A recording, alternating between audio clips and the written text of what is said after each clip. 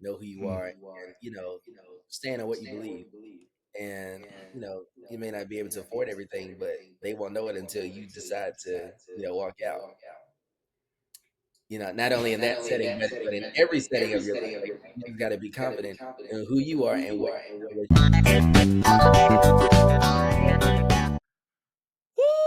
What's up, family? It's your boy. It is your preacher, Jaheim, president, for another episode of Legacy Builders Podcast.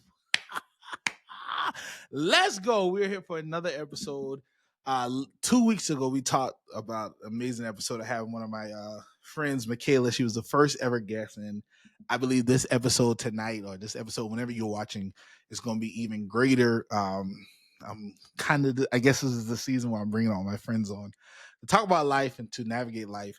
And today we're talking about becoming in the between, the space after college where you're not exactly where you want to be, but you can't stay where you've been. So some of us who've been in that post-grad situation, we're diving into ministry, we're diving into growth, dating in your 20s, because let's be real, this decade hates it's differently.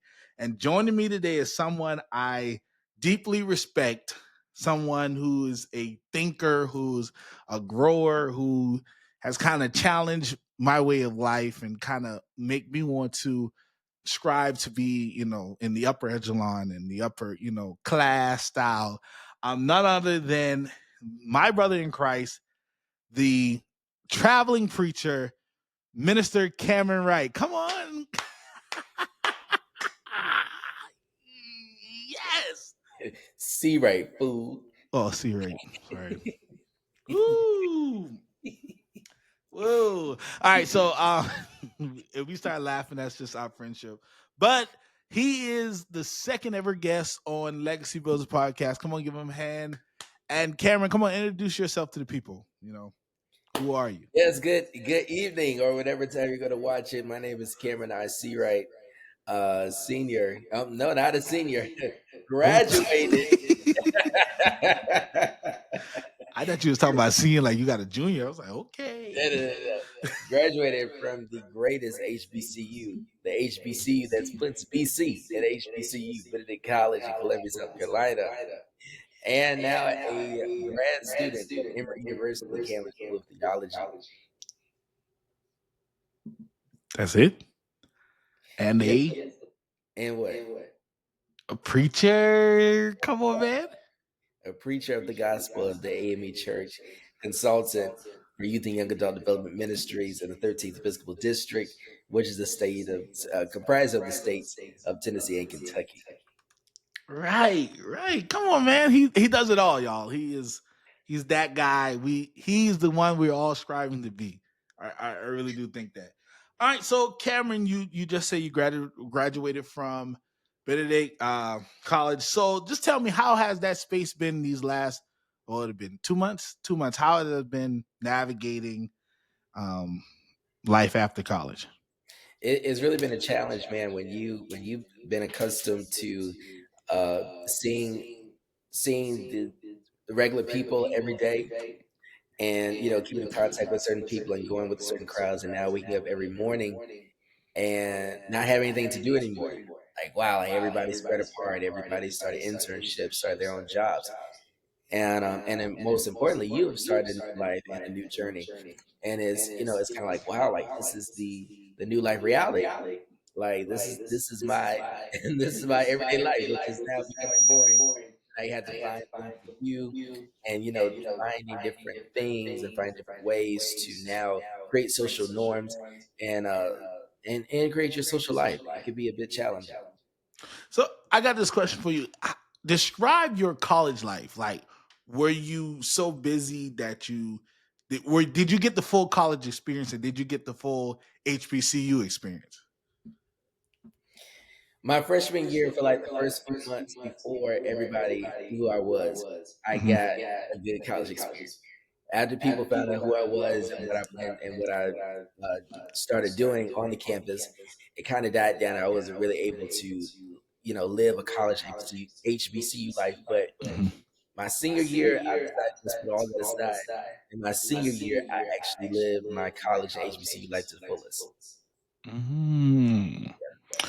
So, I was talking about that. I feel like I didn't get to live my college experience life because I was so involved in so many different things. I was coaching, I was preaching, I was the district president, I was this, I was that. And so like I look back and there's part of me that I regret that I didn't do. Are there some things that you regret, like, you know what I mean? Because you weren't just a regular student. You were what? Come on. You were the I first was what? Come on. the first student campus minister at Benedict College. So explain that. Like, what was that like being a faculty of the college, but also a student? Like, how did you balance that? Mhm. It's had some ups and downs. It took a lot of adjusting to get to get used to. Like here I am sitting in a classroom with being taught by professors, and 30 minutes later we're now sitting together in the same boardroom. Mm. You know, so that was kind of like wow, like I have to respect you in the classroom, but we also have the same equal power when we're in these meetings. So, were there any moments where you were like, okay, am I doing like, were there moments like I'm doing too much, or was your purpose like, were you just living out your purpose? Like, was there moments you were sitting in your office like, okay, what did I sign up for? Like, you know what I mean? Balancing this and still being my peers and still having to be their spiritual guide in college. Was that a tough spot to be in? Not necessarily. I actually felt honored to the point where, excuse me, Jet 2 holiday, my God. Oh Lord. I still didn't know what uh, that mean. um, I actually felt honored to know that the peers would come to me for spiritual advice and guidance. Um, it was a bit.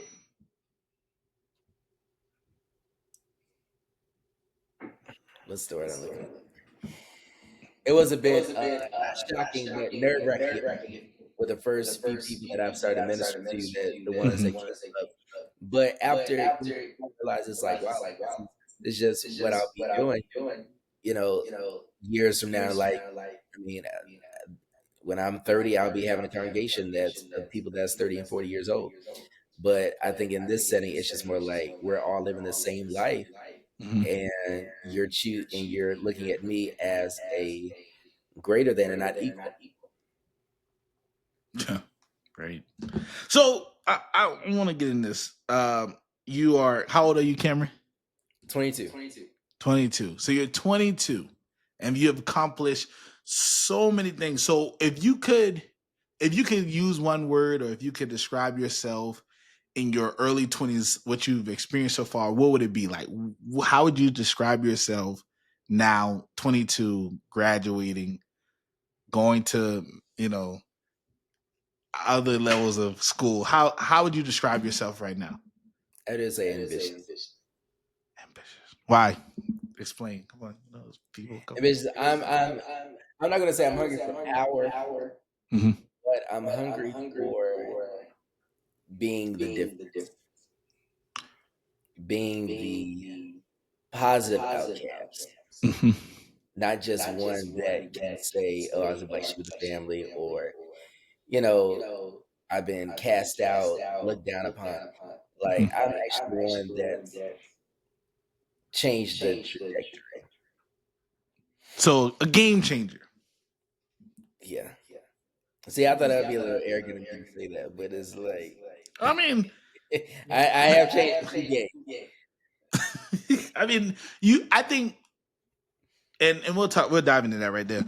I think sometimes what people think is arrogant is actually not arrogant. It's just perseverance. Like when I first met you, and I'll be honest, y'all. I'll be honest. When I first met Cameron from afar, from afar, I thought, I was like, God, this guy not arrogant. I was like, man, well, he's full of himself. But as I've learned, as we've gotten closer, I kind of admire. Like we was in Zara the other day, and like we were, shopping. I've never shopped in Zara, and I'm going to be shopping in Zara soon. But how he just, we was in David Yurman's, like how he just like was in the room and standing like, yeah, I'm meant to be here. Like it wasn't no imposter syndrome. It was like, yeah, my name is Cameron Seawright, and I'm meant to be here. I'm meant to do these things because I'm a game changer, because I'm pushing through, because a lot of people don't have that. Like what has shaped your confidence? Like what builds your confidence? Like because a lot of people our age, they're following the crowds, they're afraid to step out. But what is your like drive? Like what made you push out and be like, yeah, I'm here? When I was younger, me and my uncle used to have a Cain and Abel relationship. If you read your Bible, you would understand. But during our Cain and Abel relationship, he always taught me to have some kind of confidence and some kind of drive about me. And he taught me that when I was very young. And also my mother as well, but it was more so him, who's taught me, when you go in rooms, feel confident, know who you are, and stand on what you believe. And you may not be able to afford everything, but they won't know it until you decide to walk out. Not only in that setting, but in every setting of your life, like you've got to be confident in who you are and what you are to be. So if you're advising somebody that doesn't come from that background, what would you tell them? Like where do you start? Like, yeah, that's easy to say, but how do you start to have that confidence? Like, you know what I mean? I can't just bust out one day and what's a great brand? Gucci. Like, you know what I mean? Not one day. But like how do you start that? Like, you know what I mean? It inspire the people. You just have to. I'm not. I'm going to take the stories out of the way. I'm just talking about just more so your personal stamina. You have to have some kind of personal stamina about you that for sure that Mhm. nobody can shake or move you from what you believe. Um, no, I'm not going to go that route today. But you have to you have to have I mean, hey, listen, this is Legacy Builders Podcast. because Okay, take it there. I don't want to get canceled. I don't want you to get sued. So I'm not going to do I'm not going to do that. But a lot of us stand and we're so confident on other things that do not have much more so of value in our personal life. And Mhm. I feel like if we take that same energy to what we find confidence in other places and apply it to our personal life, I feel like, you know, you would be better. So it's really about standing on business. Not necessarily on business, but your mindset about the business. Mm. Like that's good. So, all right, Cameron, I want to shift gear. Like, okay, losing the structure of college and kind of building your personal discipline. So, how like how has it really been? You said not meeting up with friends. How have you been intentional or still connecting with friends? How have you been intentional or still having that, like, because you're in college, you got 8 a.m., you got class at 12, you got meetings. How have you been able to like keep that structure in your life and still be productive in your life? Structure of Just life, like doing stuff, like not just falling by the wayside. Like, because after people graduate, they have that slump and they get that depression. Like I know I did. yeah, I'm not gonna say depression more so, but like every day Mhm. I just wake up and I have to start something. Like it could be days where I'll just do laundry, I'll just ride out to the car wash, I'll just do something. But I have to wake up every morning deciding that okay, I have to do something today. So Like have you been enjoying your post grad life? Like, are I you have, happy that you're out of college? Well, you about to go back into I college. have, yeah. I'm about to go back into college, but during this meantime, I mean, I've actually haven't had a chance to actually do nothing. Like it's been a few days and a few weeks where I've had nothing planned. But Mhm. I mean, as of right now, this is my actual full week back, like being home doing nothing in the past 4 weeks. Like I've been running nonstop for like 4 or 5 weeks. And it's like the first week where I'm actually not doing anything, and it's like, God, like when is the next thing?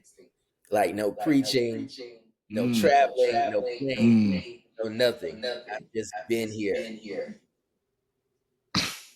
I know. And you know, honestly, I did when I first graduated, I quickly jumped into a summer job up here in Greenville so I could like get into the game. But how do you prefer, and this is a question, do you prefer being always on the go, or do you enjoy, like, I know people, especially preachers we know, that always got to be on the go, that always got to be doing something, da da da, got to be in every conference, every meeting, whatever. But there's some preachers that enjoy the off time. So I'm asking you, what kind of lifestyle do you want to have and want to live? Do you always want to be on the go, or do you want to have this relaxation time? A mix of both. Explain.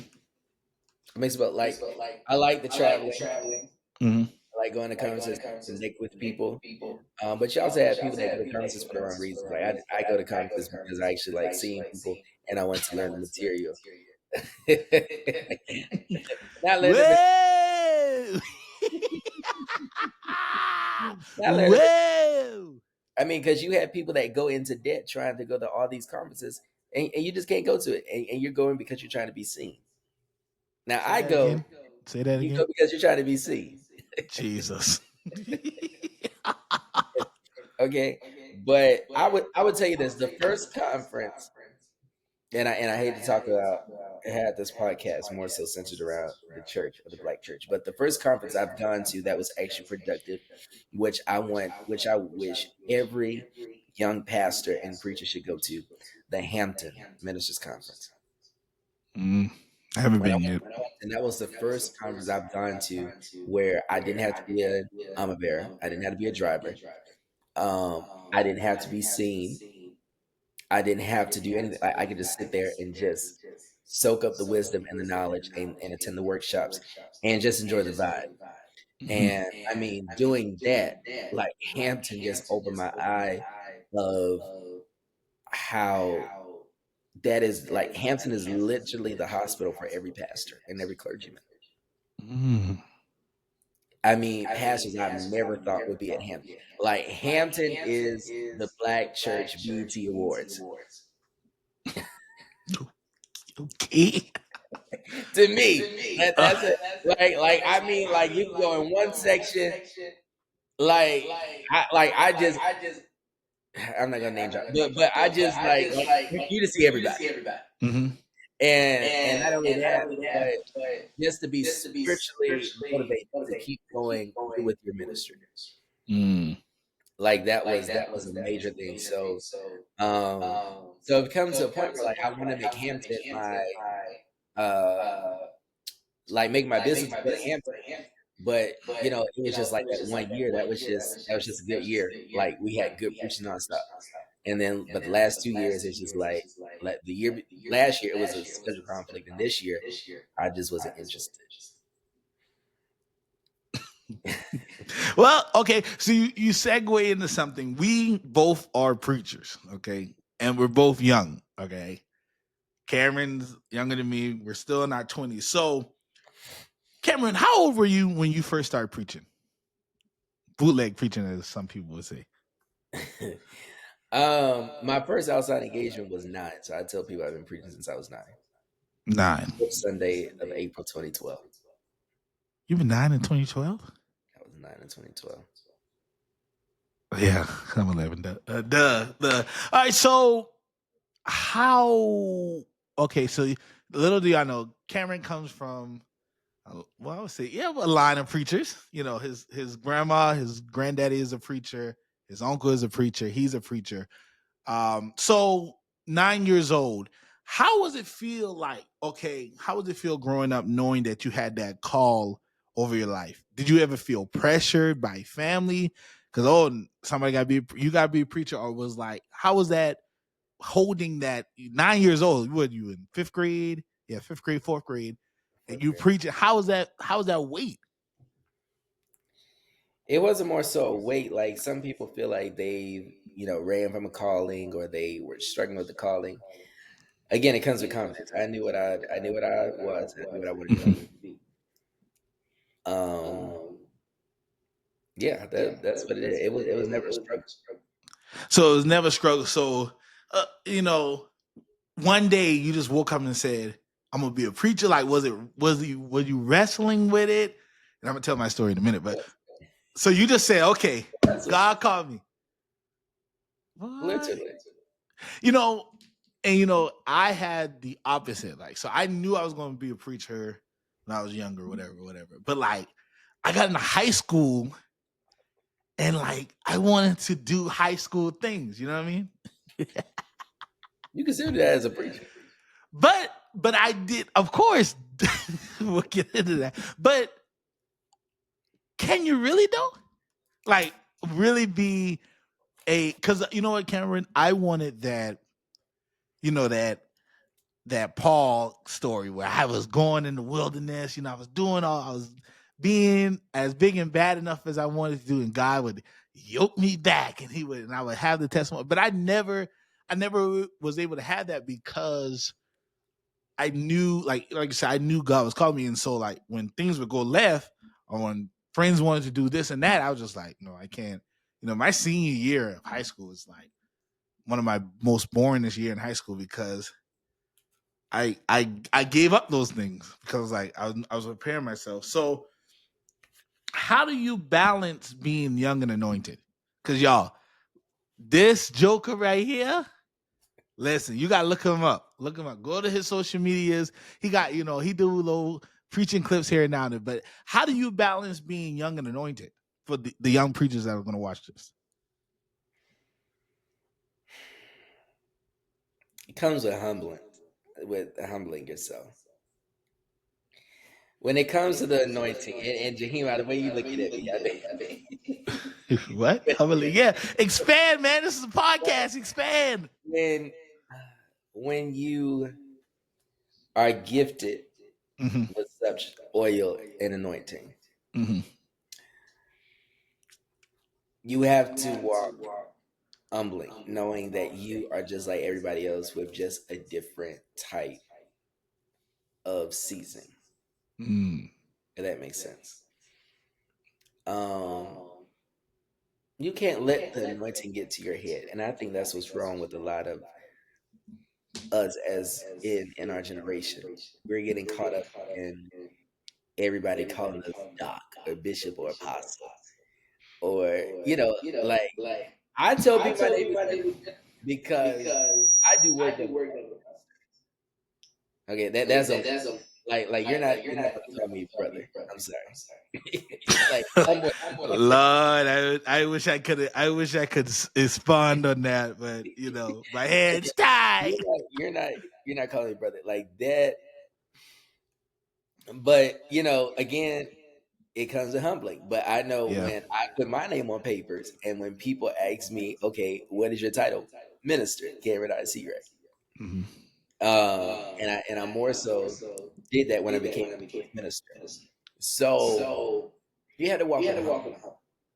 Um, the young part, Mm-hmm. Which I I think is the hardest part. yeah, I think more so where and I got to this point too, and it just got to the point I really didn't care. A lot of people put you a standard when you're young and anointed, so you feel like you can't live your life. Mm. You feel like you can't you can't do certain things. But what I realized is the same people that saying it are 50 and 60 years old who's been saved all their life, and they didn't have a youth Right. because you didn't have a youth. You now don't want me to have a youth, and you're Right. blaming it on me being anointed. And and Cameron, you're so right. When I first started, when I stopped bootlegging and was licensed, I just felt I was like I was running the church to church. Like I felt like I just could not live my life because I was like, okay, I got to do this, I got to do that, and like how you said, the same people who condemning you,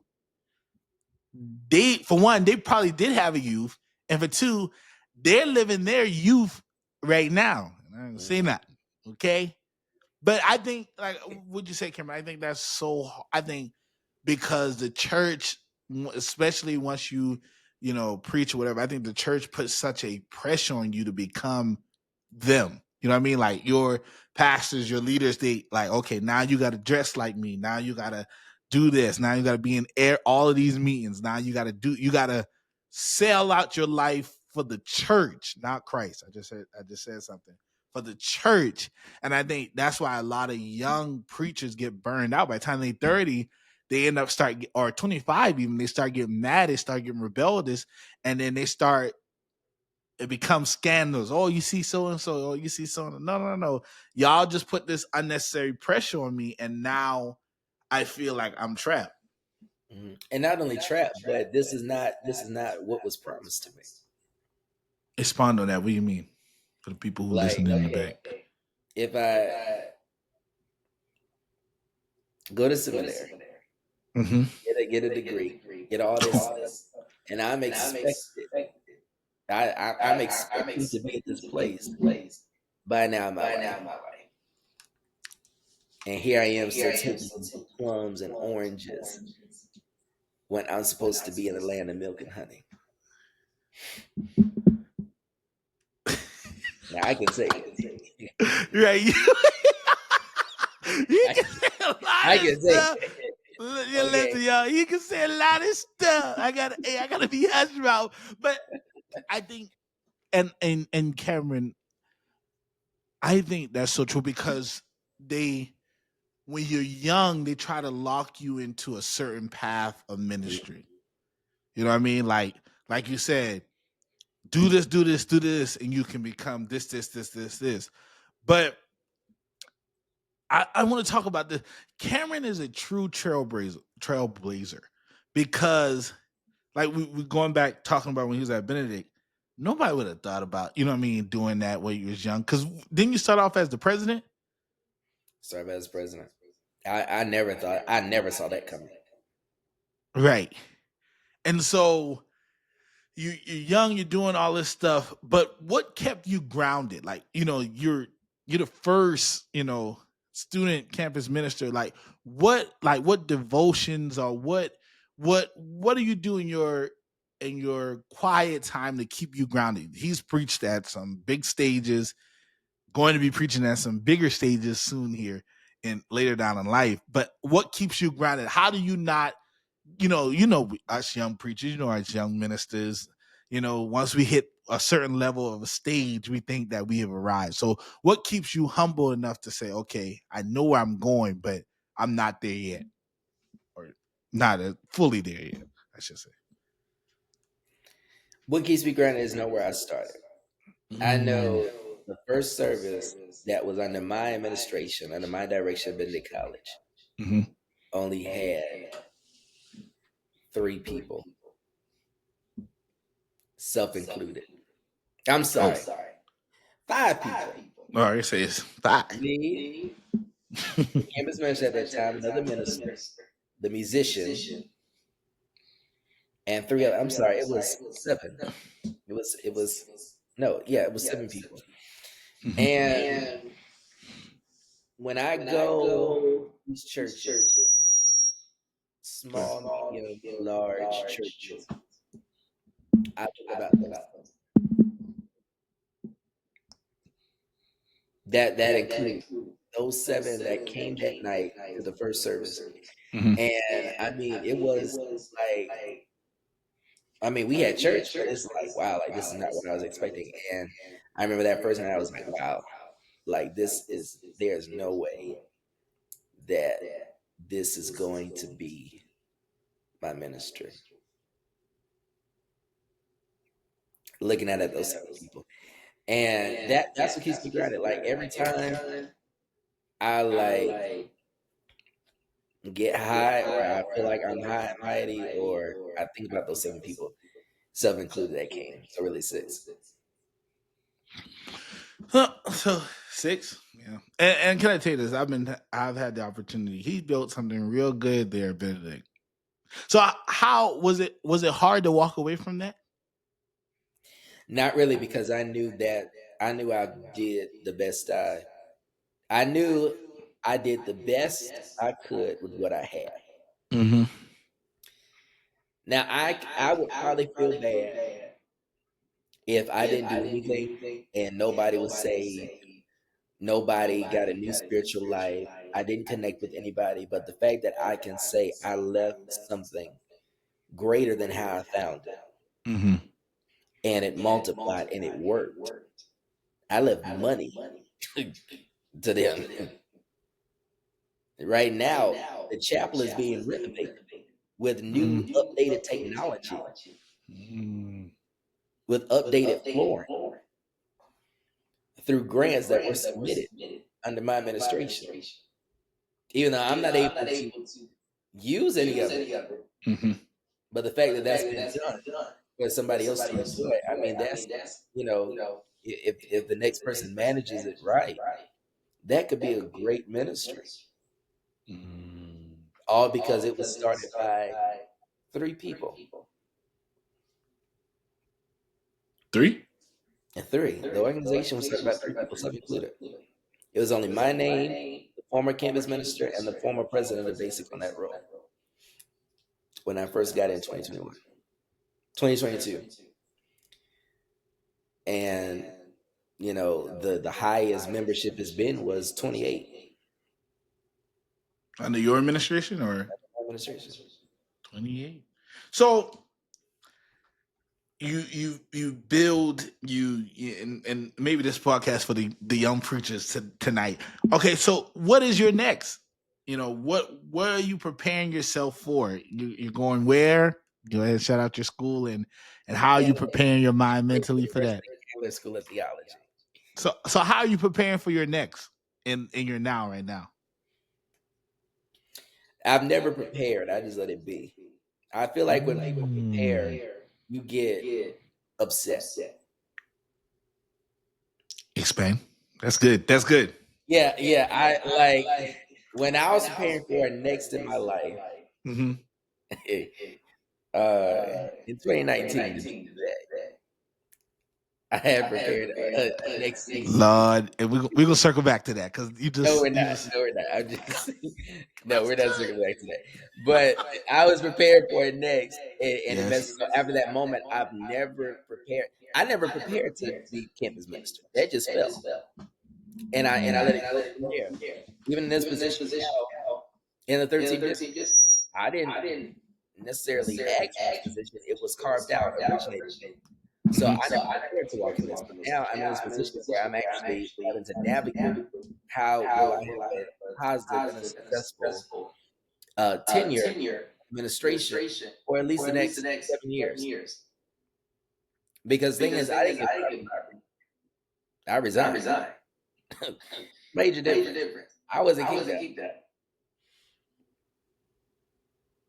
And so it's more so in my position, I make it to where it's hard to find somebody else. So that's really what I do. What can I do that nobody else, and it's going to make it hard for somebody else to copy.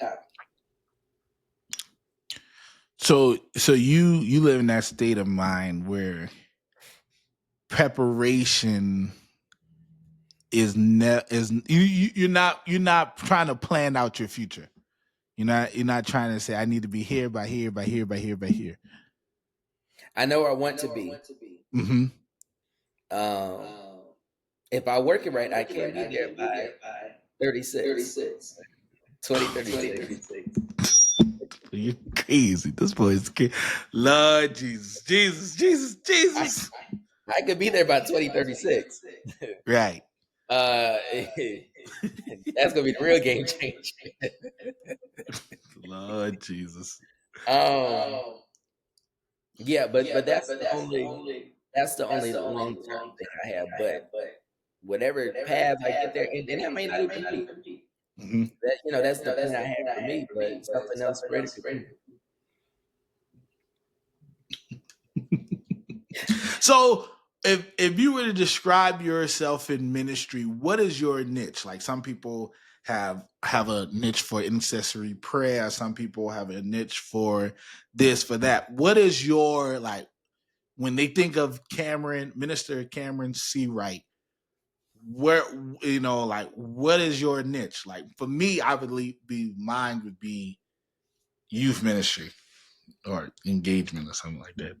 Like, where you see yours? Is it the pastoral route? Is the, this guy got an itinerary. He's preaching every month, y'all. I used to have that, but man, the people don't cut me.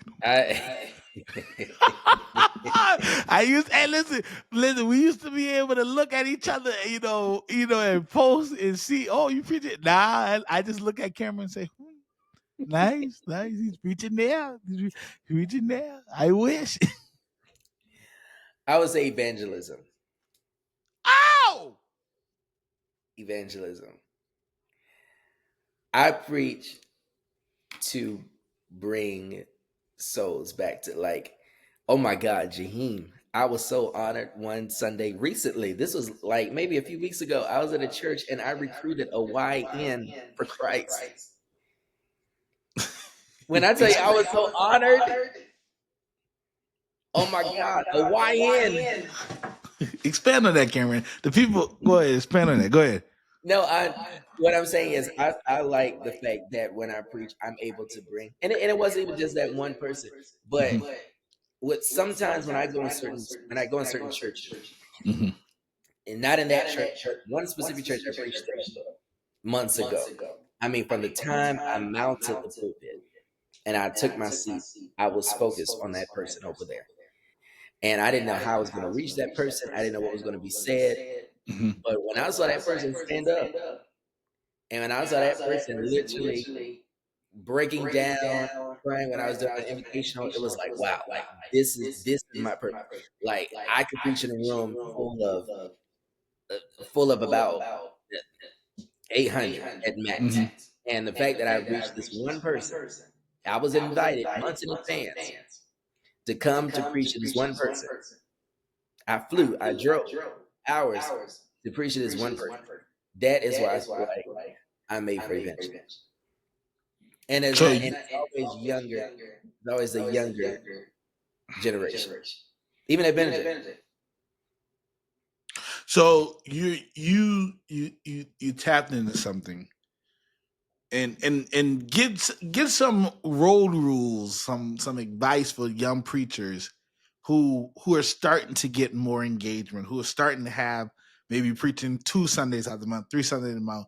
How do you keep the main thing? How do you not get lost in, the, oh, so-and-so is inviting me? Like, how do you keep yourself centered in when you're getting all of these engagements? You know what I mean? How do you respect the craft and the gift that's on your life? You know what I mean? Like, just talk about your process of, getting engagements, going through it, the whole shebang. I'm glad you brought this up, because I do have in this new season, I feel like I'm apostle Paul to the church. Lord, I hope the AI just gets all these clips when I'm posting this and promoting this. It goes. Go ahead, y'all. This is good stuff.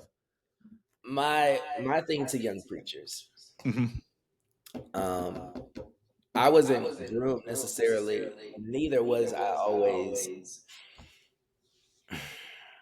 Okay, again, not prepared. I was just by accident. I have connections with a lot of bishops, major pastors, major leaders, that a lot of young people that I've seen. I mean, they they run to see them. But my thing is that even though you may know them, they may be famous, but you can't get caught up in their name. So for me, when I preach at churches, yes, I'm honored, I'm excited. But aside from that, I'm nervous. Yes. It's nerve-wracking to preach for bishops. It's nerve-wracking to preach at large megachurches who have people literally watching in different countries, different states. They have their families at church. I preached in Maryland, and it was a lady that has family in Maryland, and she was from Alabama. Mm. And she purposely stayed in Maryland that weekend and drug her family to church because she knew I was there. They don't want to hear no They don't want to hear no. They don't want to hear. They want to hear a word. Mm. And that's why every time I say, "Don't let them hear Cameron, let them hear Jesus. Don't let them see Cameron, but let them see Jesus." Mm. Because when the time I stand up, and this is the God honest truth, from the time I stand up, grab my iPad or my Bible, to the time I sit down, I cannot tell you what I said. Mm. That's so true. I'm there. I'm in my mode. Yeah, that's so true. So yeah, so it keeps me grounded when I go to all these places. Like even like a guy invited me to preach out of state next month, and I still can't believe it. I told him, I said, "You really want me to come?" But it's just like the level of not humbling, but you just have to know that you're doing it for the right. Mm. Mm. If you're preaching to be seen My God. by certain people My God. in the show. My God. I was at a convention, and I went because it was supposed to be I forgot the man's name. It was somebody out of Texas that was supposed to be preaching this night, and they didn't say, of course, being black, they didn't tell you till you got in the place that they weren't able to come because of flight restrictions. So they had another guy come. So I'm like, okay, I remember that. I'm already here. I'm expecting the word, so let me sit here and wait for the word. I didn't get nothing out of that word. My God. I didn't get nothing. Like it's like you're at a Baptist convention where you got Negroes that can show up, and in that situation, I feel like you should not be preaching at Baptist convention if you're under 50. Because I feel like when I hear Baptist convention, a good Baptist convention, I think of every step. Less than 50 though? Less than I don't. If you No. cheat a text, like this brother did not. But let's talk about it. Some people, just because you're young and you're gifted, doesn't mean you're ready for every stage. Can you agree with that? Can we agree with that? Yeah. Because sometimes you have to sit back. Now, one thing about me that a lot of people love is that I have an old soul. Like when it comes out of preaching, Oh, I you would have an tell old soul in general. every preacher, instead of trying to listen to Jamal Bryant, Brandon Jacobs, Marissa Farrow. Whoa. We love all of Sincerely, them. We love them. Hey. we love them. Okay. We love them. But when you think about who Pastor Bryant got his sound from, where Elder Marissa got their sound from, the original. Mm. Like when you see like the real old preachers like Dr. Granger Browning, I will never stop calling that name as long as I live. Like I was telling my everybody wants to sound like somebody. Right. And me and my uncle had this conversation years ago. Everybody likes to sound like somebody. And like I was telling him, I love the preaching of Dr. Granger Browning. I like how Dr. Lee Washington can get crowds hyped up. Mm-hmm. And I also love how different preachers just have their own sound. So what I do is I listen to them, gather what you're talking right, see, right? You're talking right. Gather how they get crowds, gather how they look into the text. Yep. But instead of sounding like Dr. Granger Browning and sounding like Dr. Lee Washington and sounding like Pastor Jamal Bryant and Elder Mercy Farrow and Bishop Brandon Jacobs, you take what they use, Yep, but make it your own. Yep. Bingo! Preaching 101. And you make it your own. Stop trying to sound. You cannot hoot and holler and throw your head back and scream like everybody. No. And can I be honest with you? I've learned there's some moments where like the Holy Spirit, like I'll be like, yeah, I want to go hoop, and the Holy Spirit says stop. shift to something different. Like and as a young preacher, because you're so attractive, you think that's gonna get you the next engagement if you preach, if you stuff like that. But I've learned the more you are in tune with the Holy Ghost, can we say that? The more, no, for real. No, I'm laughing because you were saying that. I thought about this clip I saw on TikTok, and it was this guy, young adult preacher. He was like, "I'm gonna get out of here and turn to your neighbor and say neighbor," and it was like 3 people that talk about it. They were like neighbor. Because they're like, "I say it like you need it." I said neighbor.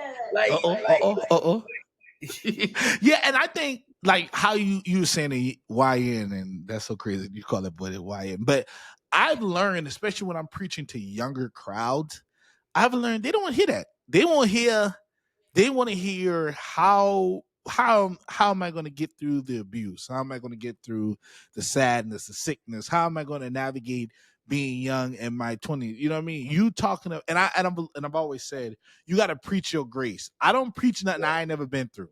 You know what I mean?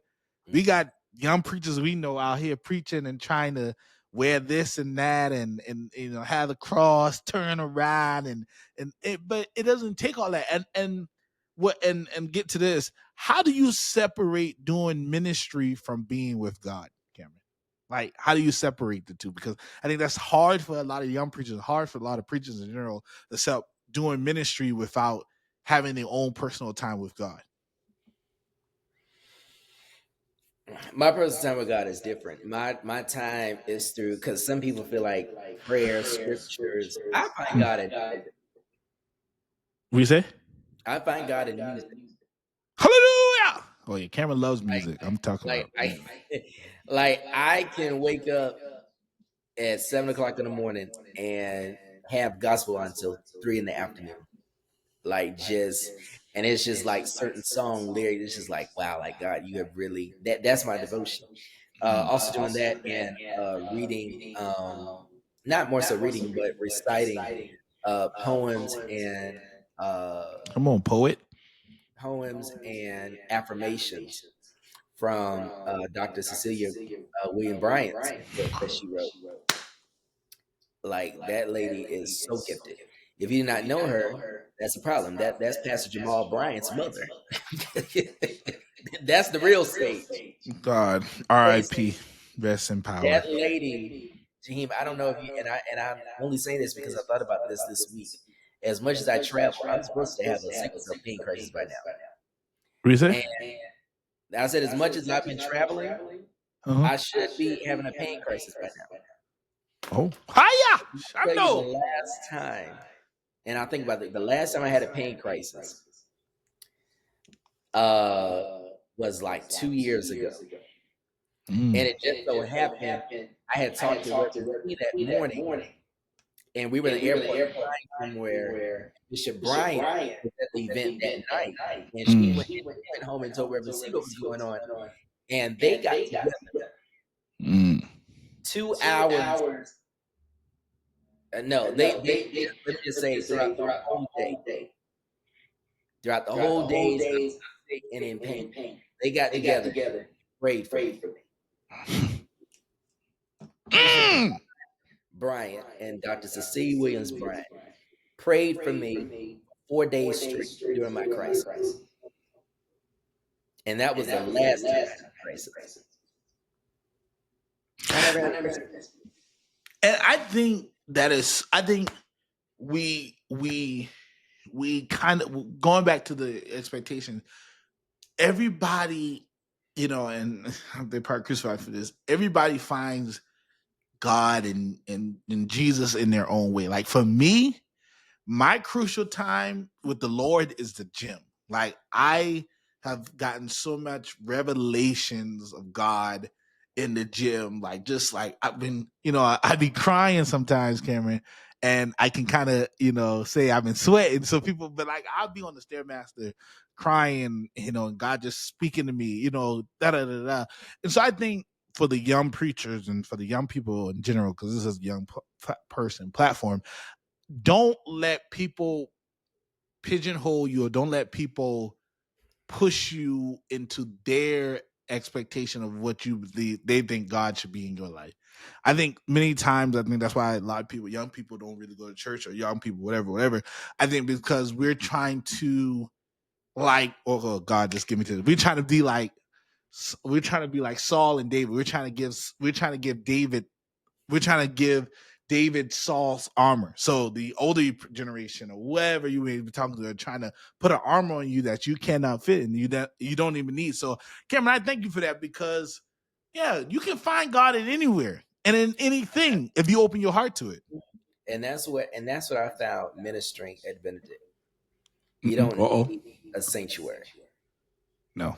There were people that, there were people that would not come to chapel on Sundays, but they're like, look, if you minister to me in the cab, if you minister to me other places, Mm-hmm. That's what in fact, we started something.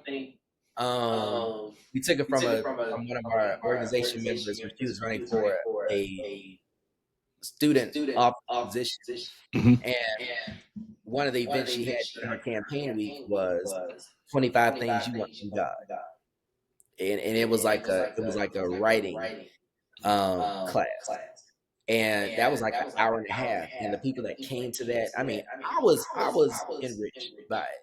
Mm-hmm. And she would just name 25 things. Write down this thing you want God to do in your family. Write down this one thing you want God to do. And afterwards, we prayed over it.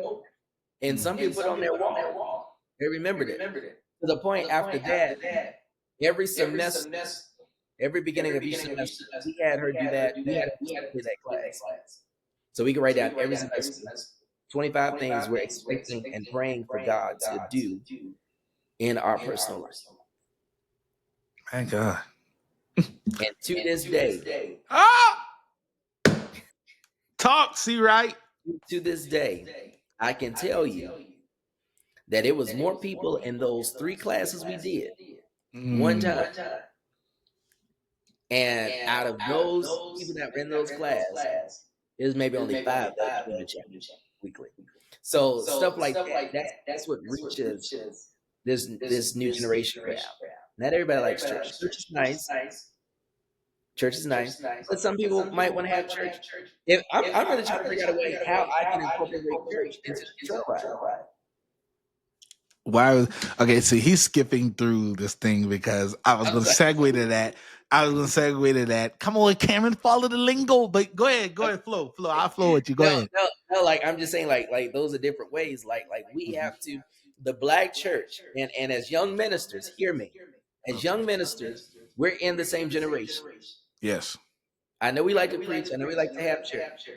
But we know better than anybody what our generation wants. There are more than one way to bring Christ into the different things we do. Mm-hmm. Now, I was under not under one person, but one person told me one time they were trying to, but I wasn't with that. They were trying to get me to do Jesus and hookah. Doing Bible study with hookah. I'm not doing that. We not. Ain't no way. Well, we're not. Some things don't mix. That don't mix. Yeah, that's like oil and water. And what I look like at a hookah lounge.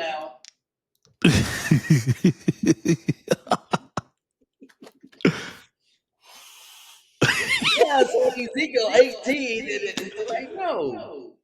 It's no. And that's where we gotta have the spiritual maturity to know that you can reach Jesus and you can reach people without going too far. There's a balance. There's a balance in life, and we're gonna segue into balance. But Cameron, there's a balance in everything we do, and I think, Cameron, I admire your balance. You just segued it. See, I'm such a host here. I'm segueing to the next thing. But you talked about it. We talked about navigating life after college, ministry, young preachers. This is a young preacher you want to glean from. I glean from him without telling him all the time because I don't want his head to get too big.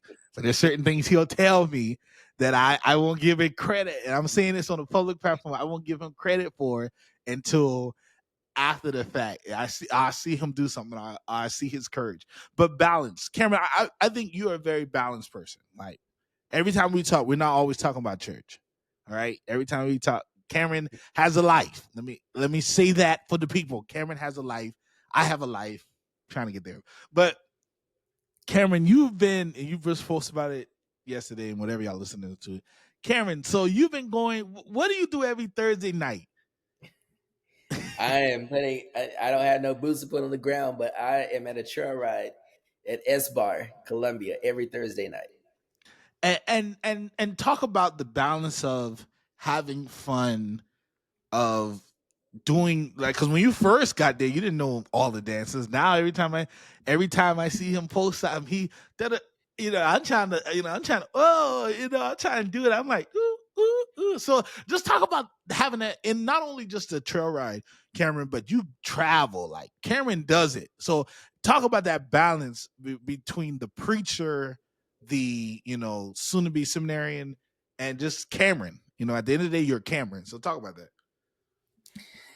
Again, you have to step outside of that. No, you have to step outside of that stigma that you cannot live your life. Now, for me, it's hard. Like everybody, and not to make it seem like I'm church famous or anything, but people know me. Right. Okay, I tell you, come from a line of preachers, people. I can't go everywhere and be seen. So therefore, right. My time, I have to go out the country. And if it's not out the country, I have to go somewhere where I know I will not run into anybody. Like that's Phoenix, true. I gotta say this boy up in the Phoenix, Cali. Phoenix and Cali are the only places I've gone where I did not run into anybody outside the people I went with or who I was going to go see. My God. Now Phoenix, because I want to go see Megan Thee Stallion. I'm sorry. Did you see it, right? Indeed. Yeah. I saw her in Phoenix. But that was the only place where I felt good because I was like, no, I know people here, I know people there, I know. So I went out somewhere where I could live, enjoy the moment. Live and enjoy the moment. But I feel like, being who I am and knowing what I do, I like going places where I will not run into anybody. So therefore, I either go, like I said, out of the country or somewhere where I know people and I know people. And I do that because I want to fully enjoy myself. I want to go somewhere where I look over my shoulder of, okay, is this the person? Is this going to get back? Right. That I'm here. You know what I'm saying? So that's where I also have fun. Now, recently, in January, I found out S4EP8. I feel like it was more than January, isn't it? You started going in January? Because in January, that was when a lot of stuff happened, and I was really yeah. Needed. Yeah, I needed an escape. Like I needed something. Like I was getting ready to graduate. Yeah. I didn't know what things were going to be like. Right? I was like, okay, I need something to take my mind off of it. That's true. Not drugs, not alcohol, but something that would do. And for weeks prior to that, I've been telling myself that I would go to S4, but it was just like I would forget about it. So I was just like, all right, cool. We're gonna go one night. Then the first night is like, yeah, this is a place to be. Like, and again, the soul, like I said, I'm into music. Mm-hmm. And to feel the bass, to feel the energy, to feel the vibe of the music, that you can express those feelings through dance and not feel judged, and nobody in that room. I can tell you right now, I have never heard of a trail ride that's been shot up. What? I've never heard of a trail ride that's been shot up, or a fight has broken out. Because this happened before. The outside ones, not the inside ones. Oh well, the trail rides I'd be at, I haven't heard any fights or guns pulled out or anything. And I say that because we're all there for peace. Like I said on my post last night, like this is to me, this is our modern day. Isn't that a song, Juke? Yeah. But like when you look back at like old movies, when Jazz was on the rise, This boy love jazz. oh boy, don't get me started on Jazz. Uh, the genre. What? What uh, else, jazz? Okay. What are you talking about? Crazy. Yeah, the genre jazz. What else yeah, the genre jazz? of jazz, like it's just like so amazing. So to go there and to be able to escape, and I think being who I am, you just need a moment to just sail, just doze off to another place, escape from reality, and come back. And I commend young preacher, whoever listening to this, you gotta find an outlet from being on the go all the time. I think that's a dangerous thing to be on the go all the time. Like for me, I don't per se, and I don't fall into it a lot, but I play my games. So my games are outlet, like traveling. I'm not to Cameron's standard yet, even though Cameron, I'm about to get to, I'll tell you offline, I'm about to get something that get me up there. But traveling. I do love being in the planes. I do love like going to the airport, seeing people. So I just commend you, and like Cameron say, find your thing. And your thing may not be everybody's thing. If you don't want to go to the hookah lounge, I don't like going clubbing. I don't. I just don't. I don't see the like. I say that. Whatever. But I like. You know what I'm trying to get into, Cameron? I'm trying to get into like shopping, like clothes. Because I realized I don't got no clothes. You know what I mean? Yeah, And the appearance, like that could, and that's about to segue into something we will talk to for the next 5 minutes then we get out of here. But like I'm thinking, like I'm realizing, Jaheim, it's not that I look good, but like the clothes I be wearing sometimes, like mid, so, and so some people look at your clothes before they even meet you. Like yeah, if you look like a bum, ain't nobody gonna approach you. You know what I mean? And I was thinking that, but I've learned to like go beyond the expectations of me, and I'm not gonna say I'm gonna be at a trail ride, even though we're about to go to New Orleans and I'm gonna join in with him and we're gonna have fun, all of us. But what I mean, trail rides aren't my thing, but I right. do like dancing. I do like having a good time, letting loose, because I feel like when you let loose, you let go some stress. You know what I mean? Yeah, Like when I'm at the gym, like I'm just like, whoo, you know what I mean?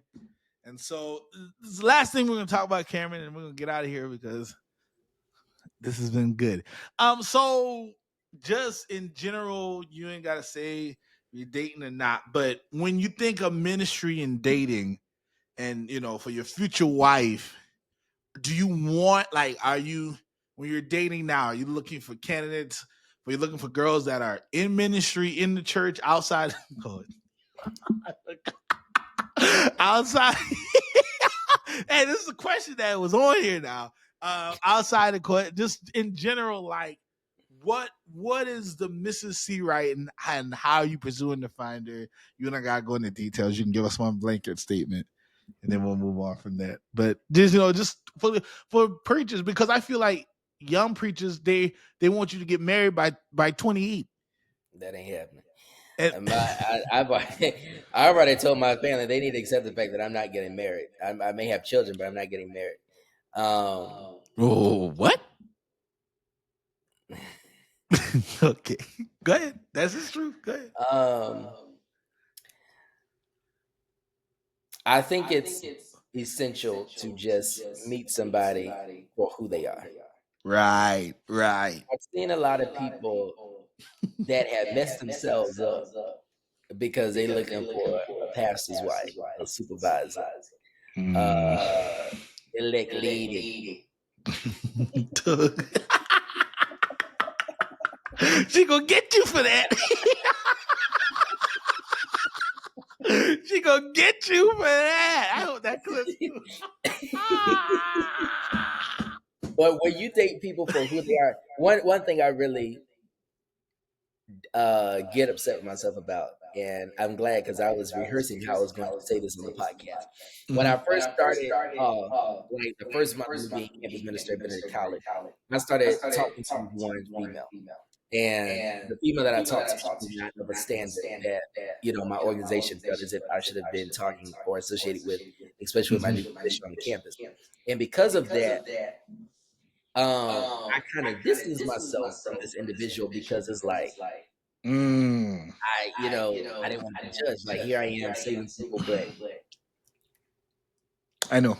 I get it. Yeah. like hanging out, and this is my significant other at the time, and it got to the point where it wasn't a sneaky link, but it's just like, all right, like come outside now, so we can drive off now, and Jesus, and it was like, and as more and more people found out that we were talking, it's just like, wow, like I can't believe this, like, so been there, done that. I still have to say that to this day, I actually regret that I did not get to know that person more, because I stopped it where it was, because it wasn't a good thing. Now, I have met somebody who, I mean, checks off all the boxes.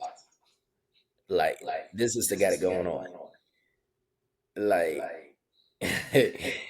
she got to go on. It's just like, we're. I'll ask her offline.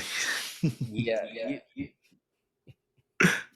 I'll ask offline. Huh? Who yard we in?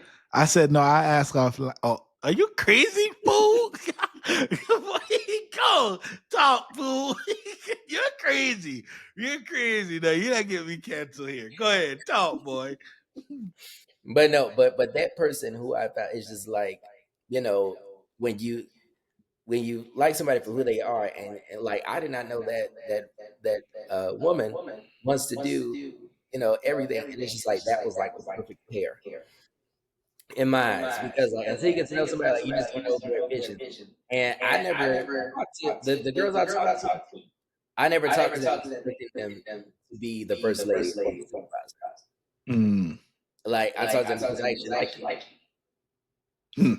Say that. You know what I'm saying? Like I say that. And to the young brothers listening to this podcast, and the young female preachers too. Yeah, and the young female, but and the young females preachers as well. But you have to make sure that this is somebody that you want to, because I've seen many situations where people link together trying to get a good aspect and trying to get a good couple, but they hate each other. I ain't gonna be in a relationship if I don't like you, like you as a person, like being around you. I'm not gonna date you. I don't care how good we look outside. Because what they getting Gucci bags, they getting the red bottoms, they getting first class. So they tolerate it because of the luxury of what you bring to the table. I know some people. But as for Cameron, you ain't getting a dime out of it. Nobody gets a dime out of it. I had bills by you ain't. Jesus. Well, in the last minutes of this podcast, he started to get reckless and fool. But that's so true, though. I think if you dating me to be, and I had one that she was like trying to be first lady. I was like, hold up. And Cameron, I just started preaching then. I was like, hold up. No. Not gonna happen. So, but yeah. Don't date me if you want to be, if you think you're going to be connected to the great thing. Like you are by loving me. I gotta say that by loving me, by loving Jaheim, you get to a point where you can be a part of those great things, those stuff like that. But until then. And so I just want to wrap it up. I got a question for you. I got two questions for you. What do you want your 20s to be remembered for? So in your 20s, what do you want when you write your book? Y'all know he is gonna write a book one day, but about his life. But when you write your book, what do you want when people are reading the chapter about your 20s? What you want them to remember? I want to be said that I enjoyed my life. I know a lot of people that are in their 20s and their 20s suck the life out of them. I'll be one of them. My early 20s. And they've grown bitter. So I wanted to be said that I lived. The first trip I went on was to New York. and I was 19 when I went to New York Is that by when you took the myself. picture with the coat in Times Square? Yeah, 19, never been again. And from that, and after that trip, I said, "This is what I want to do. I want to travel and see the whole world." So I want to be said that I live my life. Now, my living life is traveling, Mhm. shopping, enjoying myself. Mhm. Um, that's my, of Mhm. course, everybody's not like me, but that's just how I enjoy my life. Mm. I just want to be And remembered as saving. Let me huh? put that out there. And what? And saving. Oh. You can't be walking around broke. Yeah, don't try to keep up with the Joneses. I'm learning that. Okay, You'll be I shopping at tell people, Claire's. I tell people all the time. Sometimes I gotta remind this boy right here.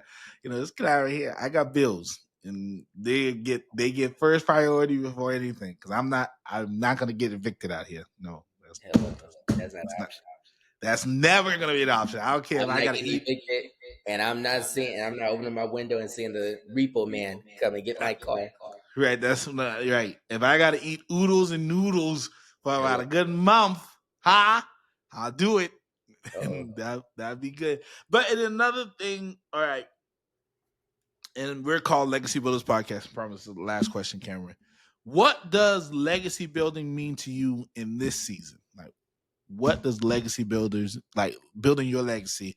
What does it mean in this season of your life? a building a name, an honorable name, for you are a chosen people, a royal priesthood. Once you were not a people, but now you are the people of God. So, in this light, building a legacy is also not only building my light, but drawing other people into the light. Walking the light, beautiful So, light. legacy right now in my life that I want to build is shining the light. Mm. Yeah. And I agree with that. And for me right now, my thing of legacy is this podcast right here. So, and I believe that if I stay consistent, if I stay right, I'll be having some real big things happening soon. But we want to thank you, Cameron, for being the second ever guest. Y'all, this is not his last time being on this podcast. He's a true brother. I don't say that. I've learned the lesson. Oh God, we should have talked about that, but we'll talk about that later. I've learned the lesson that not everybody in ministry that you started with is your brother in ministry, or just your brother in all. I had to learn that the hard way. But but I thank God for that. But I can truly say Cameron has invited me. He has really put my name out there, in his stead. If he couldn't do it, he's always, hey, if I can do it, I'm put your name out there. He called me, I'm like, so I thank him for that. And can I say this for the people watching? I'm not using Cameron, and Cameron's not using me to platform nobody. Like, he's genuinely my friend. Like, I can call him and laugh and talk about other stuff. So for those young preachers we're gonna be in people group chat. For those young people that we're gonna be in group chat, no, this is not no platform, nothing. Like, that's my friend for real, and I tell anybody that, and I'll fight you for him. Okay, I don't say that by A everybody. true friend. Thank you. A Well, true, especially we've unlocked levels of friendship. The latest level was like last week, so we right. this ain't going nowhere. And let me just say this for the podcast is that I love and respect what you are doing. Oh yeah, Um, Cameron was one. My earlier days in podcast, Cameron was one of the number one fans. I used to always yes, share. yes, Jaheim is definitely one who I've actually respected as a brother, and and let me tell you, young preachers, is that do not link to people because you think that they're going places. Link to people because you actually want them in your life. And Jaheim, and I can count on my hand, on one hand, how many people, how many brothers in ministry who I actually consider brothers, who I would actually do stuff for, who I was so into outside of everybody else that invited me. Because there are a lot of jokers out here. But God bless you. All right, family, that's all we have for you. Make sure you like and share and like. Subscribe to us at YouTube, Jaheim President TV, Apple Podcasts. We're on. I hope this, even if you're not a preacher, I hope you gleaned into this conversation of two young brothers who are trying to make it here in this thing called life. I'll see you. This is going to air. It's going to air Wednesday. So I'll see you next Wednesday for our last installment of our summer series, where I'm being lazy and only recording and showing on Wednesdays. But after that, it'll be Wednesday. All right, family, love you. We're out of here. Wait for the view. Bye.